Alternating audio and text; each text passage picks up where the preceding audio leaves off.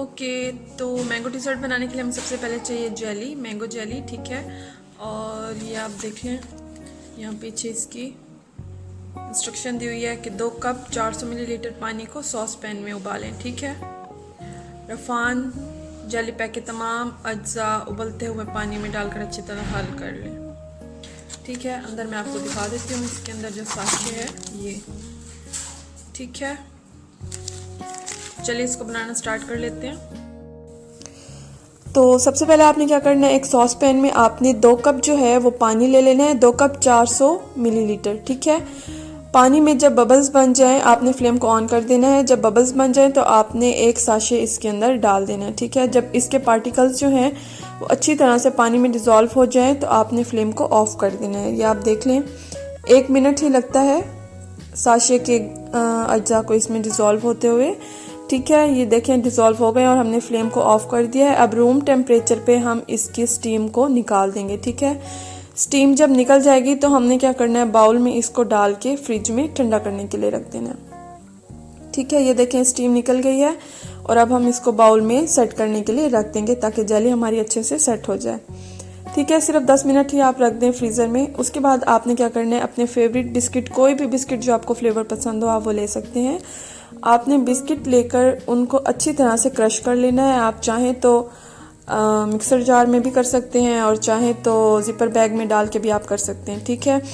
उसको प्लेट में निकाल के बिस्किट्स के चूरा को, उसके बाद आपने इसमें 2 to 3 table spoon melted butter add कर देना है। इससे क्या होगा कि आपके बिस्किट्स का टेस्ट भी अच्छा हो जाएगा और सेट होने में भी आसानी होगी, ठीक है।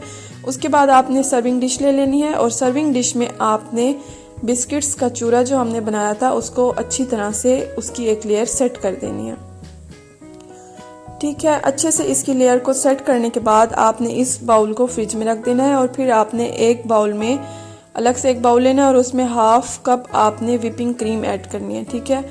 विपिंग क्रीम को आपने 2 to 3 मिनट आपने अच्छी तरह से बीट कर लेना है। बीट करने के बाद बहुत ज़्यादा ओवर बीट आपने इसको नहीं करना। उसके बाद आपने क्या करना है कि जेली जो हमने सेट करने के लिए रखी थी उसको आपने इसके अंदर ऐड कर देना है।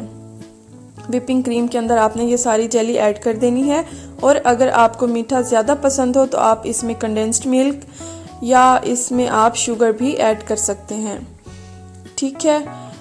तो जेली इसमें डालने के बाद आपने क्या करना है, आपने 2 मिनट या 1 मिनट के लिए इसको अच्छी तरह से बीट कर लेना है ताकि जेली जो है वो हमारी अच्छी तरह से क्रीम में मिक्स हो जाए, ठीक है। बीट करने के बाद आपने फिर वही सर्विंग डिश अपनी लेनी है फ्रिज में से और आपने क्रीम का मिक्सचर जो हमने रेडी किया है वो आपने बिस्किट्स के ऊपर पोर कर देना है, ठीक है। एक लेयर आपने बिस्किट्स के ऊपर लगा देनी है।